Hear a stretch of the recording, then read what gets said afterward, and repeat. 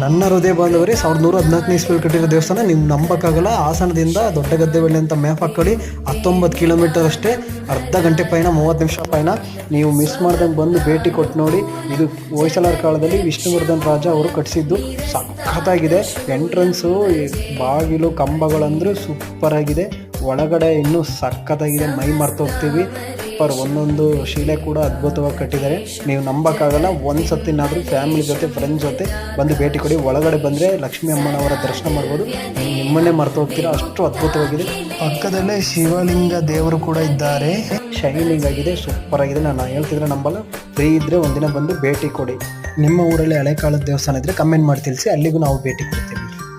Full video link ಕೆಳಗಡೆ ಇದೆ, click ಮಾಡಿ ನೋಡಿ, ಎಂಜಾಯ್ ಮಾಡಿ ಹಾಗೂ ಸಬ್ಸ್ಕ್ರೈಬ್ ಮಾಡ್ಕೊಳ್ಳಿ. ನನ್ನ ಹೃದಯ ಬಾಂಧವರೇ, 1114ನೇ ಇಸ್ವಿಯಲ್ಲಿ ಕಟ್ಟಿರೋ ದೇವಸ್ಥಾನ. ನೀವು ನಂಬಕ್ಕಾಗಲ್ಲ. ಹಾಸನದಿಂದ ದೊಡ್ಡಗದ್ದೆಬಳ್ಳಿ ಅಂತ ಮ್ಯಾಪ್ ಹಾಕ್ಕೊಳ್ಳಿ, 19 ಕಿಲೋಮೀಟರ್ ಅಷ್ಟೇ.